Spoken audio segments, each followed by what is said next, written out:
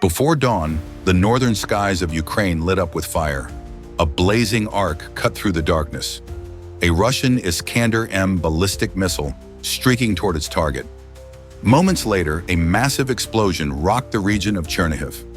Russian outlets soon reported that the strike had targeted one of Kyiv's mobile artillery systems, a weapon long regarded as the symbol of Western precision. But what exactly happened that night? And why did this strike draw global attention, from Kyiv and Washington to NATO's command centers across Europe?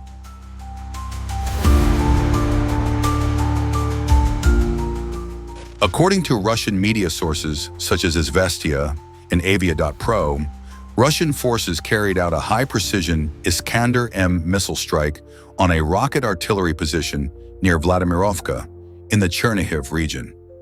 They claim the target was identified through a combination of aerial reconnaissance, electronic intelligence, and signal tracking before the missile was launched. Reports describe significant damage to military equipment and support infrastructure in the area. However, so far no photos, videos, or satellite images have verified these claims. There's been no official confirmation from Ukrainian authorities, and independent analysts have yet to provide verifiable proof.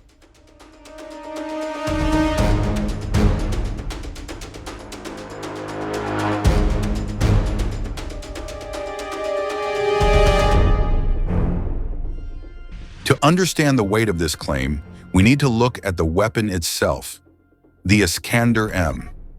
This isn't an ordinary missile. With a range of up to 500 kilometers and a 700-kilogram warhead, the Iskander is built to destroy high-value targets, ammunition depots, radar stations, and mobile rocket launchers. Its flight path is quasi-ballistic, capable of mid-air maneuvers, making it extremely difficult to intercept, even for advanced air defense systems like Patriot or NASAMS. When combined with accurate intelligence, the Iskander can deliver a devastating strike in seconds.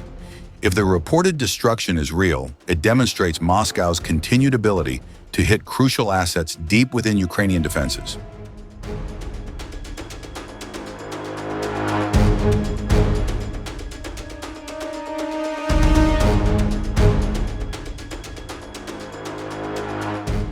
Since first appearing on the battlefield, the HIMARS has been one of Ukraine's most iconic weapons, a symbol of Western military aid and technological superiority.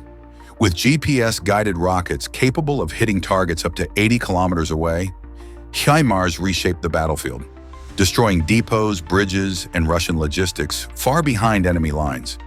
Its presence forced Russian forces to relocate their supply hubs, disperse ammunition, and constantly move to avoid being detected. That's why any claim of a strike against such a system immediately grabs global attention, not just from military observers, but also from the international public following this war's every move.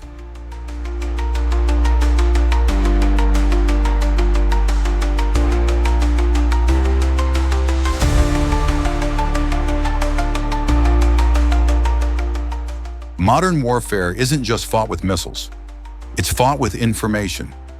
Moscow aims to showcase its technological precision and dominance. Kyiv, on the other hand, focuses on demonstrating resilience and maintaining international support.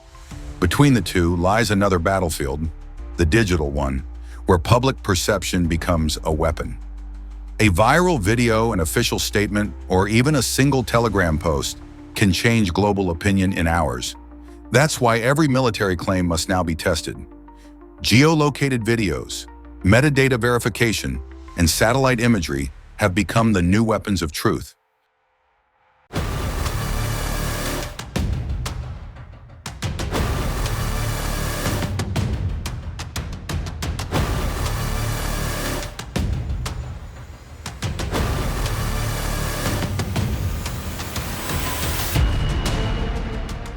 Local officials in Chernihiv confirmed multiple missile impacts, explosions that damaged infrastructure and caused civilian casualties in some areas. But so far, no public evidence shows the destruction of any specific launcher or weapon system. Major OSINT groups, Bellingcat, ISW, and Oryx, haven't published any verified analysis confirming Russia's claim.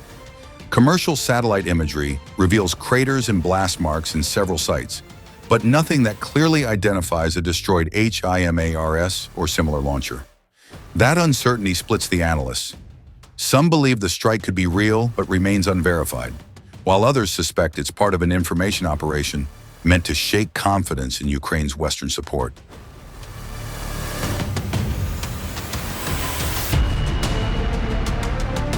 If the report is true, the implications are serious.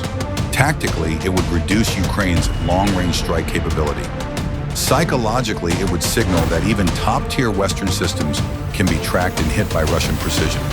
If false, however, it still serves a purpose: undermining morale, sowing doubt, and shifting the narrative. In either case, the message is clear. Narrative control has become a strategic weapon. In modern conflict, public opinion shapes diplomacy, logistics, and even battlefield decisions.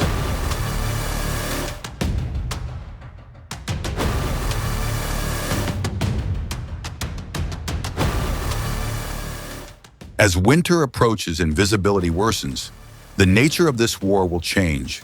Drones will dominate, supply lines will become more vulnerable, and both sides will race to protect their high-value systems from detection and strikes. Intelligence, deception, and mobility will decide survival. False positions, decoys, and rapid relocation will be key. For every crew on the front, the difference between life and death comes down to seconds. Who detects first, who locks first, and who fires first.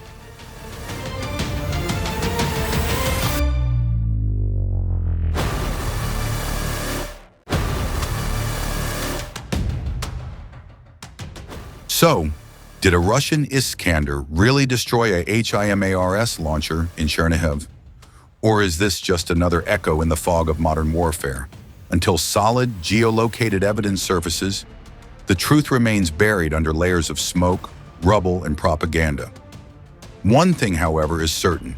Every explosion leaves consequences, not just on the battlefield, but on how the world perceives this ever-evolving war.